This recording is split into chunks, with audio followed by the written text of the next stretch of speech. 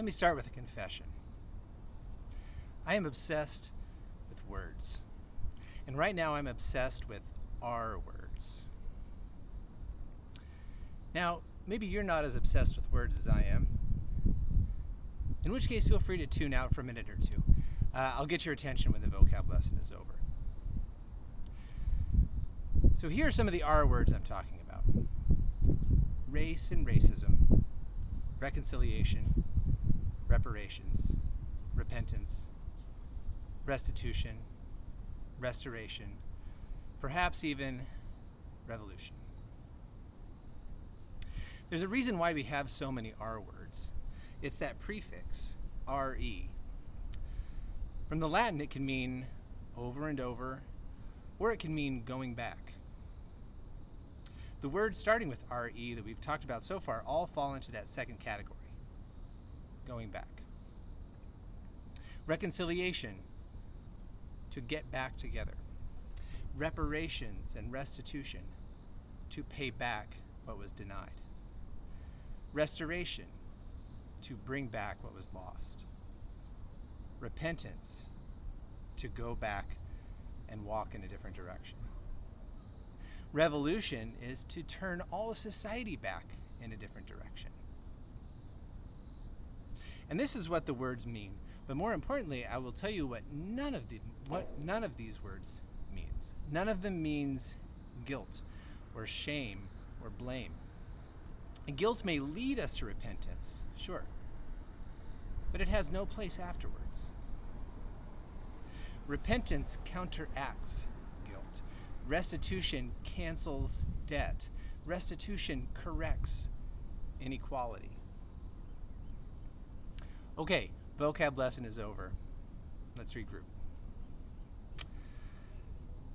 So these R words are some powerful words. And I'm going to speak to you now as a person who is on the business end of a number of these words. As a straight white male, my heritage is on the hook for a lot of terrible things. And it's easy for people like me to recoil at words like reparations. Because, hey, I've never owned any slaves. I've never even met a slave owner. But I didn't earn this comfortable life all by myself either. I inherited it from my parents, who inherited it from theirs.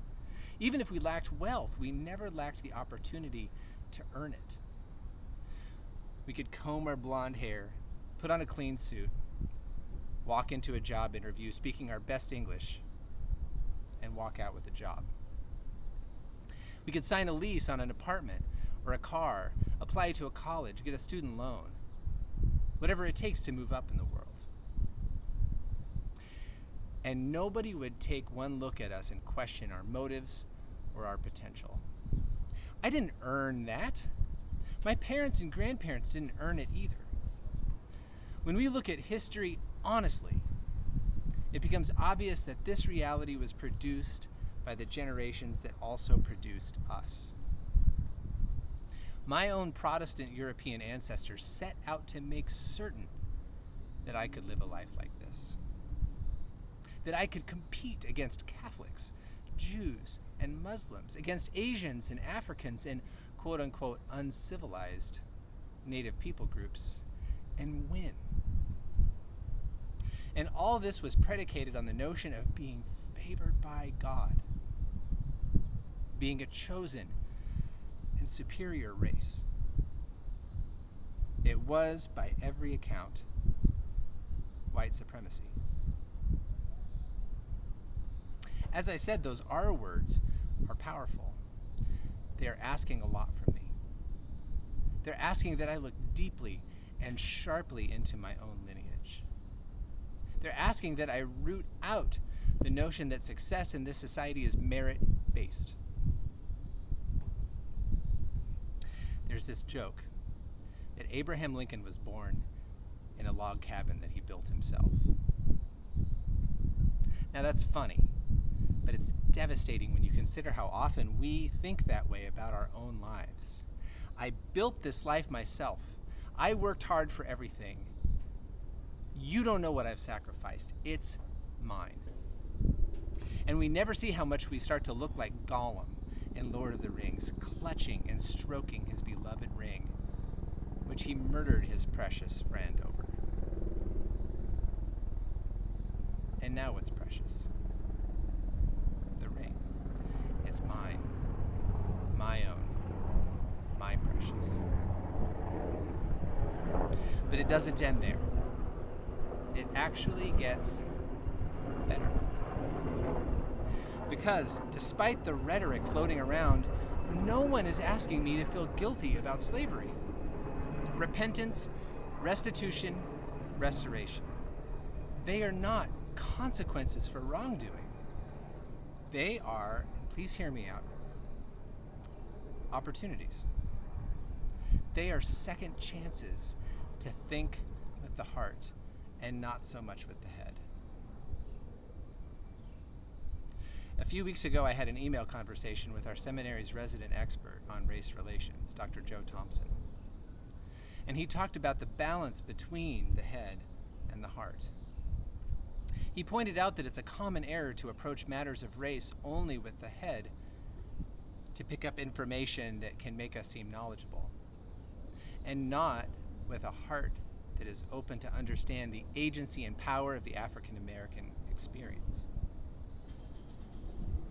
This understanding, he said, is an absolutely essential dimension of any conversation about race in America. And it's a concept that only the heart can grasp.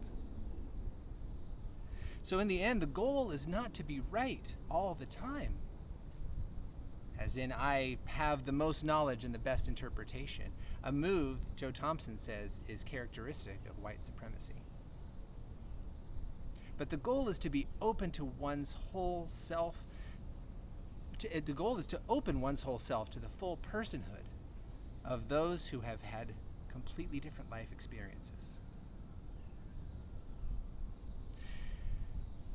This is where I've struggled the hardest. As I've grown in my own understanding, my goal was to be more and more and more right, to have the most knowledge and the best interpretation. But my head was trying to do all the work while the rest of my whole self, including my heart, was left in the dark. So instead, I've tried to imagine what it must feel like to be abducted, to be enslaved, to be abused, to be dismissed, to be threatened, to be scorned, to be lynched, to be suffocated. What must that feel like?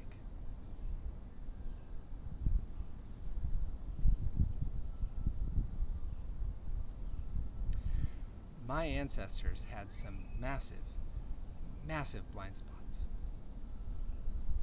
They set modern society on a collision course, the likes of which they never could have guessed.